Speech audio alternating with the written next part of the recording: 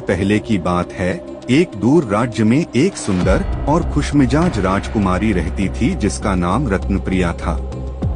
उसकी सुंदरता और बुद्धिमानी की दूर दूर तक चर्चा थी, लेकिन उसकी एक आदत थी जो उसे परेशानी में डालने वाली थी। उसे अपनी सुंदरता पर बहुत गर्व था। वह हमेशा दूसरों की सुंदरता को तुच्छ समझती और उनका मजाक उड़ाती थी। एक दिन एक बूढ़ी महिला राजमहल में आई और उसने राजकुमारी से पानी मांगा।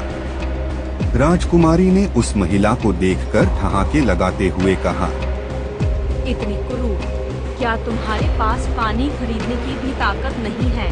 वह बूढ़ी महिला कोई और नहीं बल्कि एक शक्तिशाली जादूगरनी थी जो गरीबों की मदद करने के लिए बदल कर आई थी। राजकुमारी का मजाक सुनकर जादूगरनी बहुत क्रोधित हुई और उसने कहा, तुम्हारे इस अभिमान ने तुम्हें अंधा बना दिया है।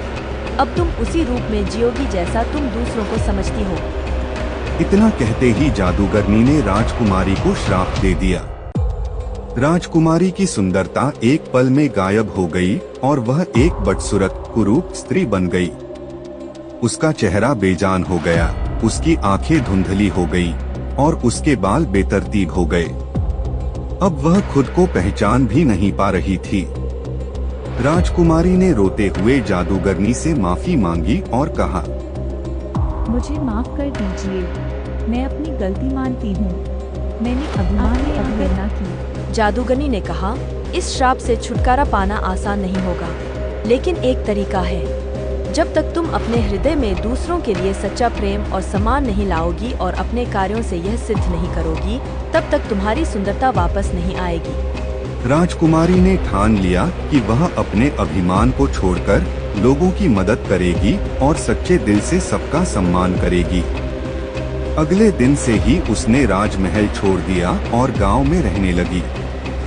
वह गरीबों की सेवा करने लगी, बीमारों की देखभाल की और जरूरतमंदों की मदद की। धीरे धीरे उसके व्यवहार में परिवर्तन आने लगा और लोग उसकी दयालुता की प्रशंसा करने लगे। कई महीनों के बाद जब उसने पूरी तरह से अपने अभिमान को त्याग दिया और सभी से प्रेम और करुणा से पेश आने लगी, तो जादूगरनी फिर से उसके सामने प्रकट हुई। उसने कहा, तुमने सच्चे हृदय से अपनी गलती सुधारी है। अब मैं तुम्हें तुम्हारी सुंदरता। राजकुमारी की सुंदरता फिर से लौट आई, लेकिन अब वह न केवल बाहर से सुंदर थी बल्कि अंदर से भी एक दयालु और विनम्र व्यक्ति बन गई थी।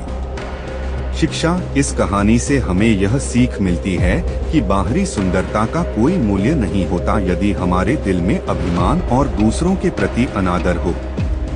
असली सुंदरता सच्चे दिल और विनम्रता में होती है। Please like, share and subscribe our channel to learn more.